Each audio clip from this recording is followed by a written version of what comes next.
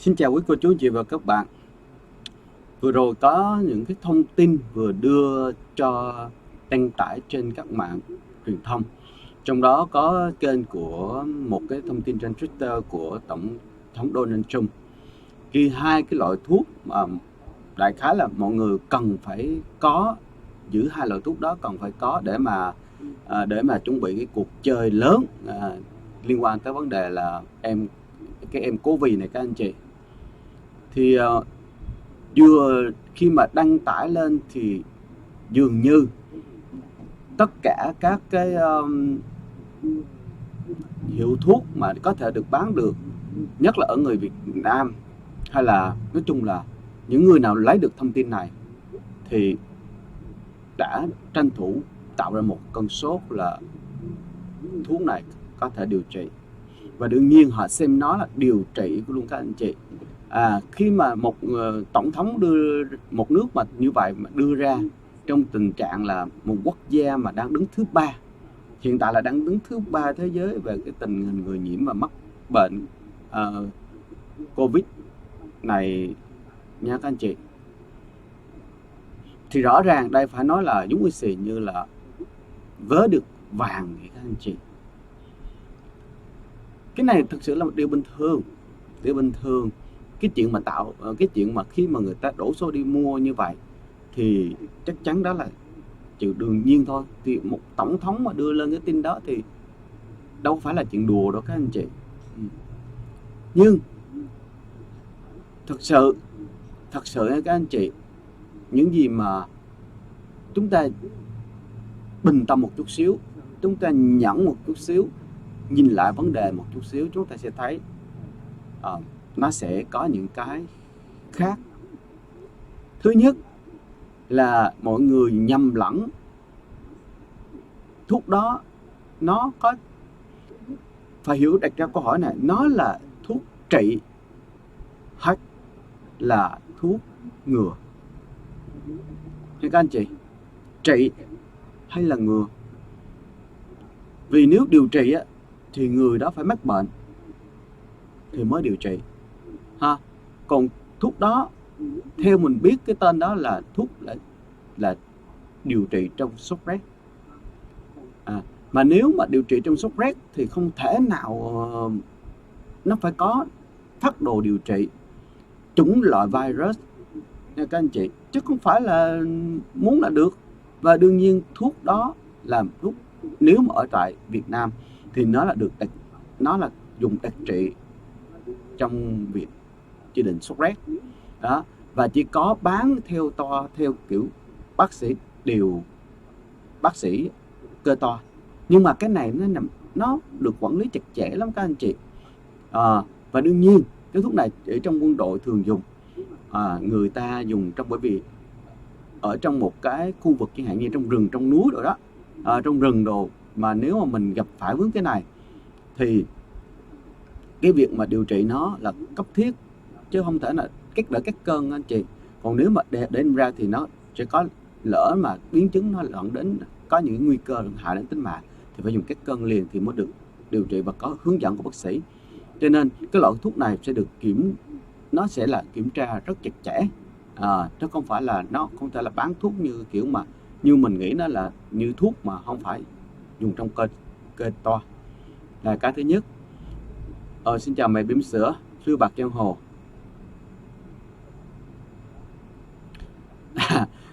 Nếu mà nó chữa được thì không phải là Mỹ toàn như thế này. Phiêu bạc giang hồ đã comment như vậy. Đúng rồi, mình trùng một cái chậm một chút xíu để nghĩ ra coi. Là thứ nhất, cái này nó là theo nhiều nguồn tin thì đọc trên mạng anh chị, thì cũng đã thấy rằng là một số bác sĩ ở Vũ Hán cũng đã nói là dùng cái loại thuốc này áp dụng vô trong cái người bệnh thì thấy có những cái phát triển hiện tốt đó. Và đương nhiên là áp dụng trên người bệnh, nhưng mà không có nói là người đó mắc bệnh loại gì, chủng nào, ABCDE gì F đó. loại đó có thể là dành cho cái loại chủng mới như chẳng hạn như ở Tây Ban Nha hay là ở Ý gì đó không. Đó thì hầu như là chưa có bất cứ một cái kết luận nào. Và đương nhiên khi mà đọc cái thông tin của Trump đưa ra, ông Trump đưa ra thì rõ ràng nó là FDI, FDA là CDA, FDA có nghĩa là cái chỗ mà gọi là trung tâm thực dưỡng đó, cho phép là áp dụng cái loại thuốc đó trong việc điều trị. Có nghĩa là họ, nhưng mà không có phải là nó là gọi là cho tất cả các loại nha các anh chị ha. Thì mình có tham khảo với một số người bạn cũng có làm và biết về việc dược thuốc và cũng biết về cái vấn đề, thì hay là trang Tuổi Trẻ cũng đã có đưa bài chẳng hạn như theo cái thông tin của bác sĩ về vấn đề bác sĩ Tuổi Trẻ có trao đổi với đây này các anh chị, ông Dương trao đổi với bác sĩ Dương là một trong những người mà biết, ông là viện trưởng Viện Sốt Rét, Côn trùng và Ký sinh trùng Trung ương. Thì có ghi như thế này này, ông Dương trả lời như thế này này, là đây là loại thuốc điều trị sốt rét. Ý nói là cái tên thuốc mà ông Trump đưa ra đó các anh chị, nó là loại thuốc điều trị sốt rét hiện đang sử dụng và điều trị sốt rét tại Việt Nam. Nhưng muốn sử dụng và điều trị bệnh khác thì phải có phác đồ nha các anh chị, phác đồ đó phải được Bộ Y tế phê duyệt. Đó, thuốc cũng có chống chỉ định với trường hợp dị ứng, người bị bệnh gan, nên không thể sử dụng tràn lan, và đây cũng không phải là thuốc để dự phòng. Không, lưu ý cái này nha các chị, đây không phải là thuốc để dự phòng mà chỉ dùng khi đã mắc bệnh. Ông Dương nó cho biết cái đây là nguyên văn của ông viện trưởng Viện Sốt Rét, Côn trùng và Ký sinh trùng Trung ương ha các anh chị. Đây là một bài báo phỏng vấn của Tuổi Trẻ ngày 21 tháng 3 là ngày hôm qua, có đăng tên ha các anh chị. Vậy thì hãy đặt một câu hỏi, tại sao khi mà cái này, loại thuốc này nó còn ngay cả ảnh hưởng đến vấn đề vô sinh nữa, theo một số người cho biết đó. Một số y tế cho biết rằng cái dược thuốc này có ảnh hưởng đến vô sinh nữa các anh chị. Vậy đó không phải là thuốc để, nếu sử dụng nó thì phải cẩn trọng, phải có phác đồ điều trị. Phải hiểu rằng là loại chủng mà cái người mắc bệnh đó, nó là loại chủng cúm bình thường, thông thường, hay là gọi là corona đỡ đầu các anh chị, hay là corona COVID-1, SARS gì đó 2, nếu vậy thì phải SARS 1, SARS 2 đó. Và đương nhiên có chủng mới bây giờ mà mới thông báo là 3 ha các anh chị, chưa xác định được cái chủng mới là cái chủng này nó khác, nó có một chút biến đổi gen đó, là những đó sẽ có đã gặp ở cái con SARS này, nó đang ở châu Âu.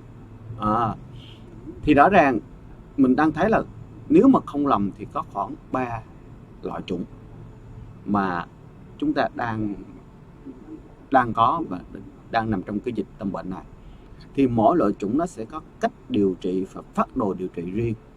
Vậy phác đồ và điều trị như vậy thì liệu chúng ta có biết không? Không. Mặc dù chúng ta có thể những có cách lây nhiễm, ví dụ như là chúng ta cảm giác mình mắc bệnh có triệu chứng như vậy, nhưng mà chúng ta không biết là mình bệnh con gì, cái chủng nào nó ở trong cơ thể, thì đâu có sai được. Chẳng hạn có những chủng mà nó lại kháng với cái hoạt chất là clomicin, trong đó nó có đưa ra là hydrochlorothiazide, thì nó đồng nghĩa với nó có clo trong đó. Thì có những cái con kháng clomicin thì không thể dùng cái loại thuốc đó vô vào được. Vậy chúng ta phải biết được là mình đang nhiễm cái gì, đúng không? Mình phải đang nhiễm cái gì thì mình mới điều trị, và phải có hàm lượng nữa các anh chị. Cái này nó rất là độc và nguy hiểm đến tính mạng, nguy hại đến cái sức khỏe của chúng ta.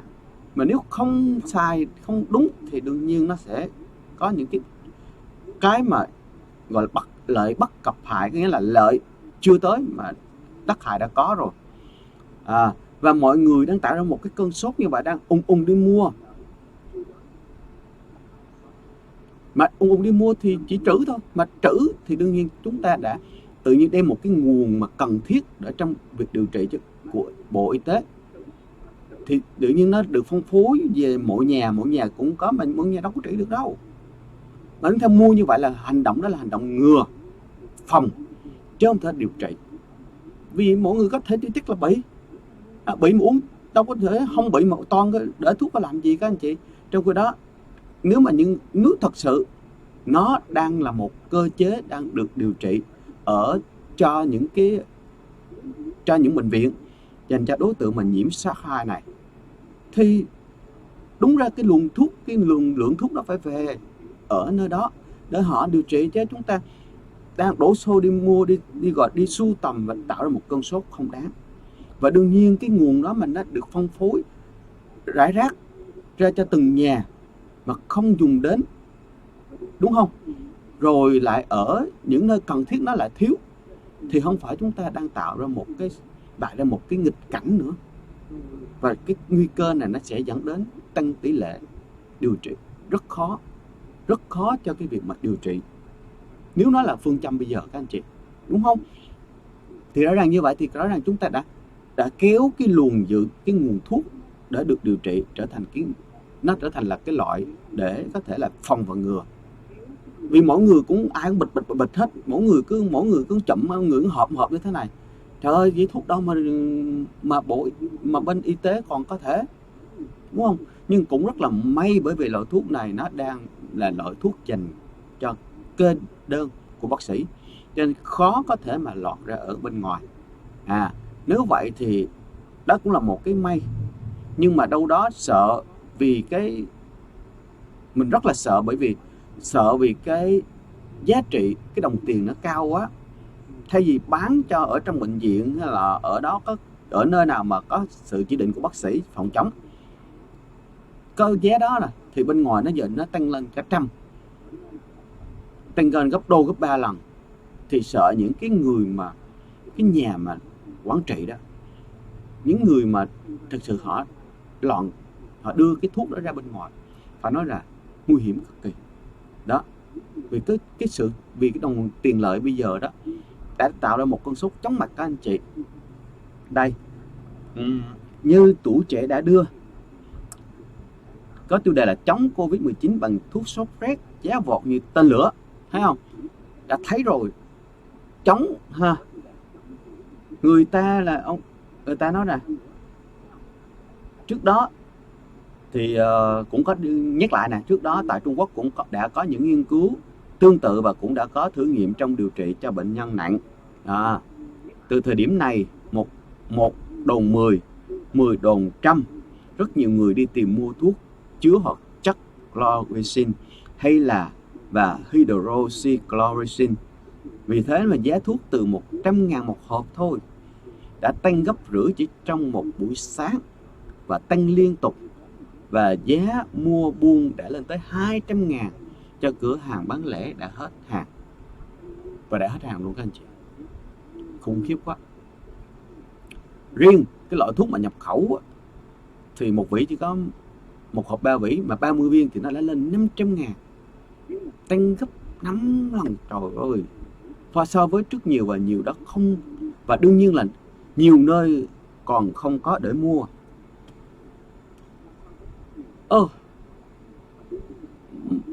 Người dân ùn đi mua những cái loại thuốc mà nó không phải là cái mà tự chữa bệnh được các anh chị. Những cái việc mà nguy cơ của tác hại của thuốc sốt rét không phải ai cũng biết. Chẳng hạn như nó thể gây vô sinh, ảnh hưởng tới gan. Mà anh chị biết rồi đó, gan là được xem là nhà máy tổng hợp thuốc. Nó là một chỗ là cơ sở sản xuất các hóa chất cho cơ thể của mình. Mà nếu mà cái nhà máy mà sản xuất thuốc, hay là gọi nhà máy nội địa sản xuất thuốc cho cơ thể mình, hay là gọi sản xuất các cái tính hóa chất khó lý để cho vào cơ thể mình, chẳng hạn như nó điều tiết về vitamin này, những dưỡng chất, vitamin, những khoáng chất đồ đó các anh chị, nó điều tiết và nó là chỗ sản xuất để mà nó bơm vô máu rồi đưa chỉ dẫn đến các cơ quan để mà những cái hấp thụ. Mà nếu mà cái cơ quan này tổn thương thì điều gì sẽ xảy ra các anh chị?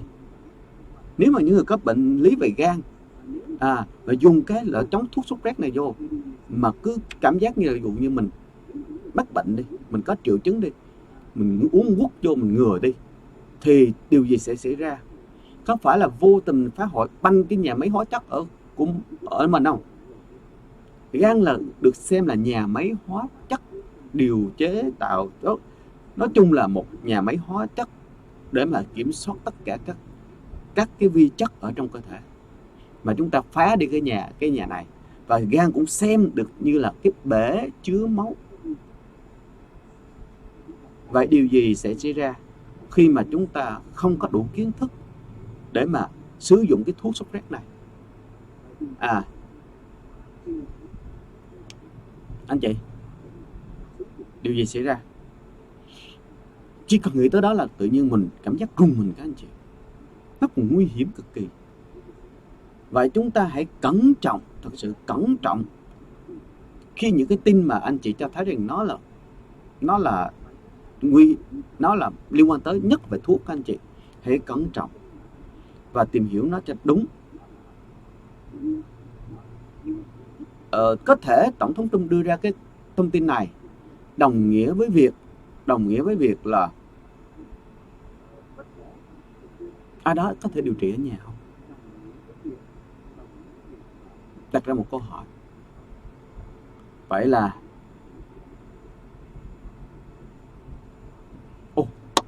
thôi mình không dám nói tới. Thực sự nó có cái điều gì đó.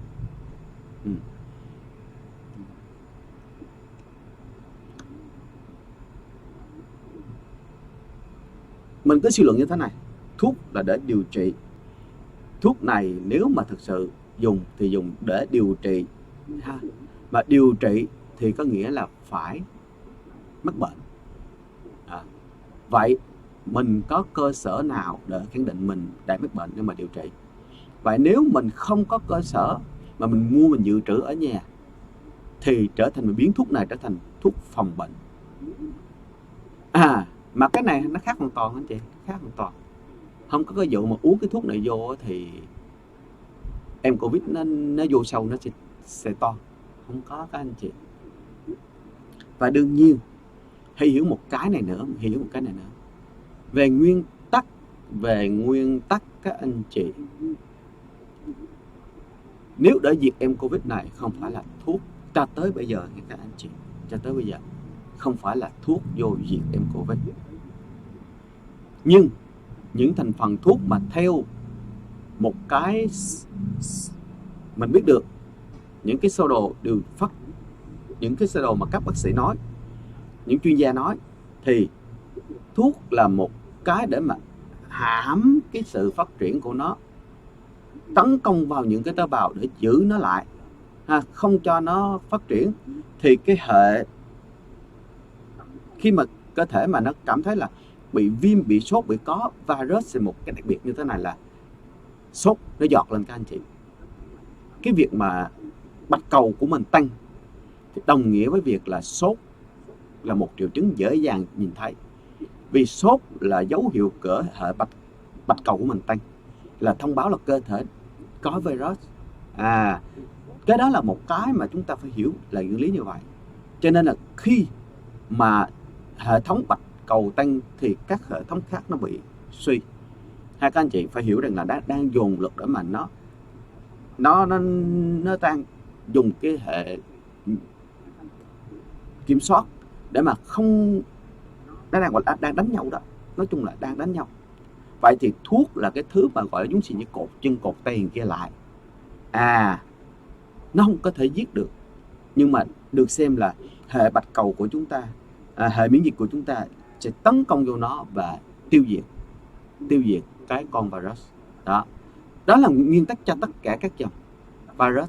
Các anh chị, cách điều trị là đưa thuốc vào để cho nó kiềm hãm, và đương nhiên hệ bạch cầu của chúng ta tấn công.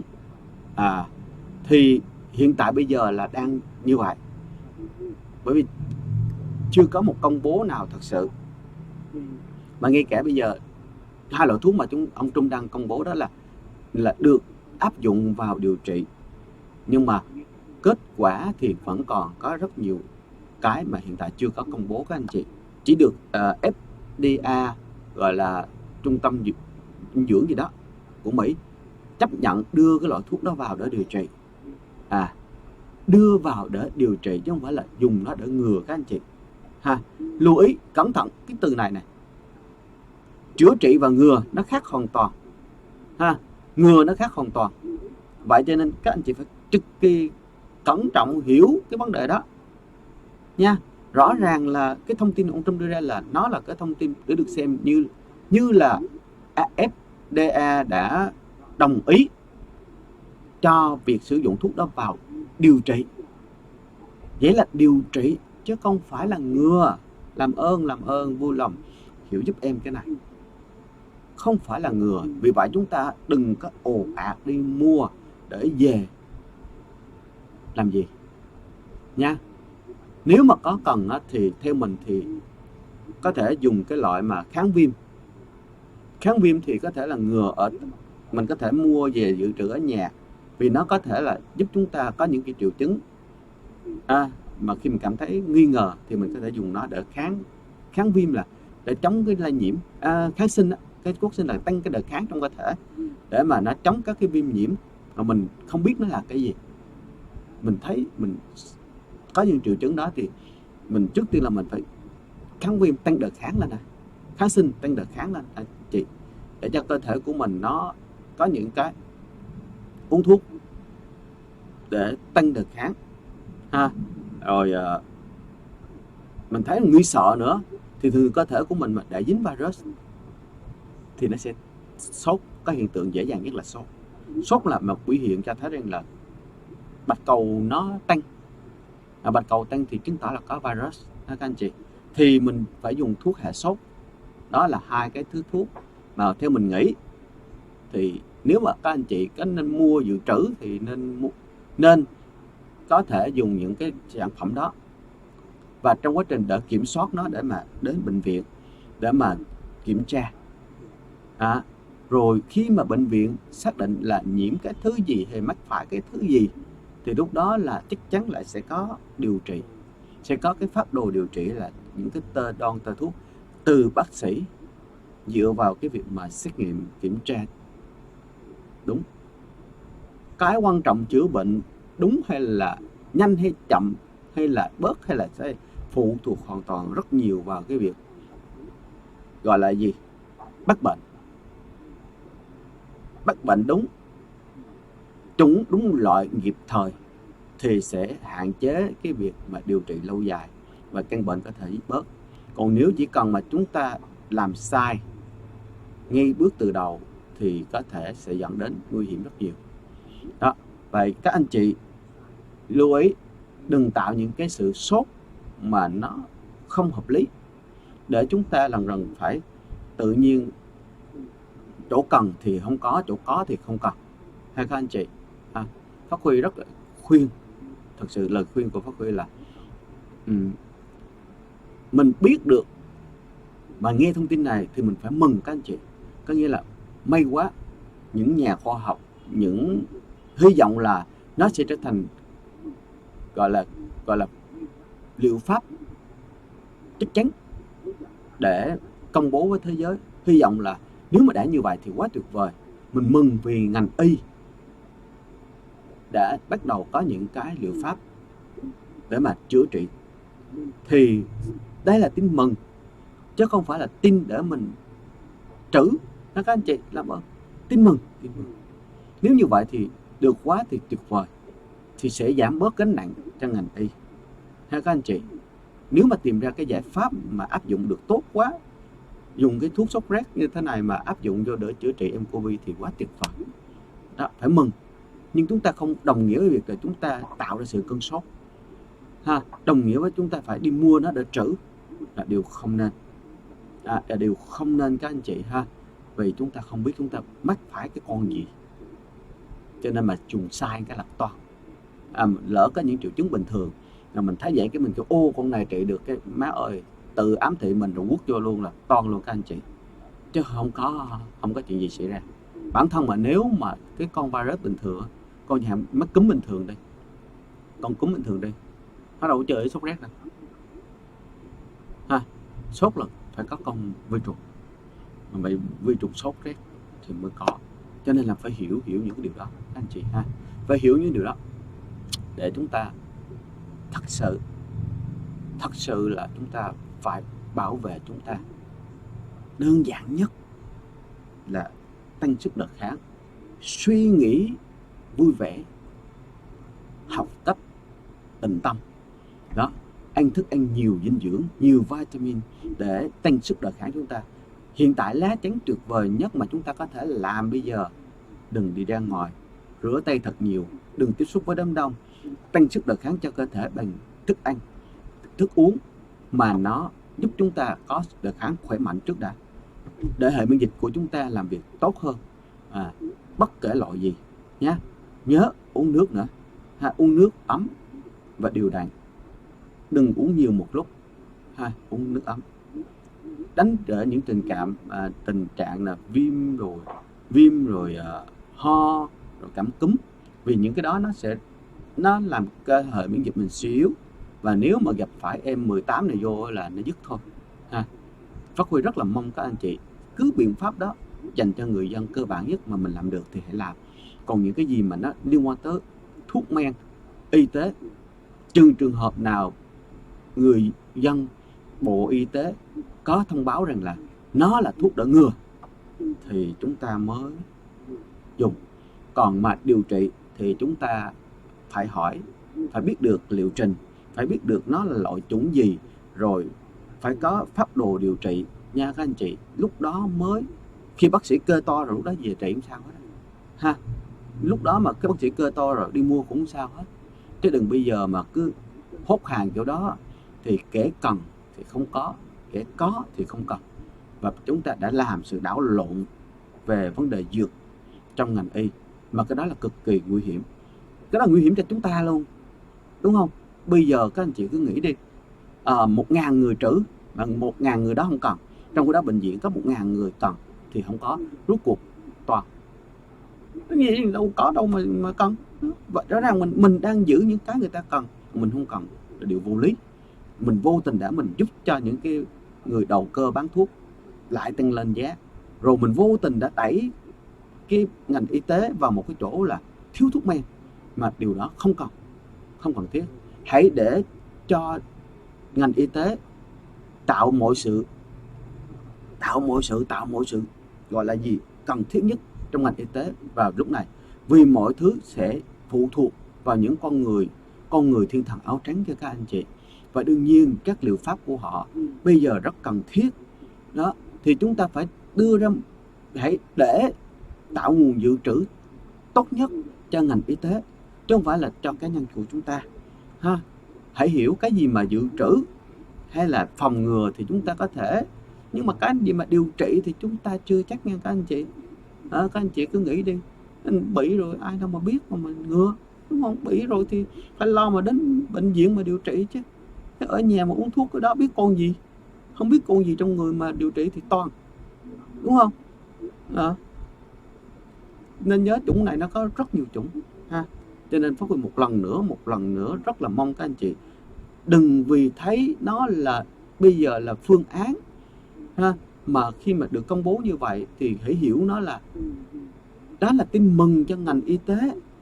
Và đương nhiên chúng ta phải cầu nguyện để cho mau có những cái bằng chứng cho thấy rằng là cái này áp dụng được tốt trong việc điều trị này, để mà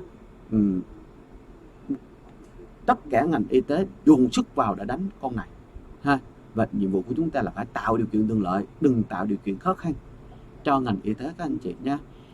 Chứ cái dược phẩm này mà ai cũng ở trong tay, sở hữu ở trong tay thì toan hết mọi thứ ha các anh chị. Rồi, cảm ơn các anh chị rất nhiều. Hẹn gặp lại các anh chị trong buổi chia sẻ tiếp theo của Pháp Huy trên kênh Hello Sài Gòn. Một lần nữa xin cảm ơn anh Ba Khía nè, chào XLX Vlog nè, rồi cảm ơn phiêu bạc giang hồ một trái tim gì đây nè. Rồi xin chào và hẹn gặp lại các anh chị buổi chia sẻ tiếp theo của Pháp Huy.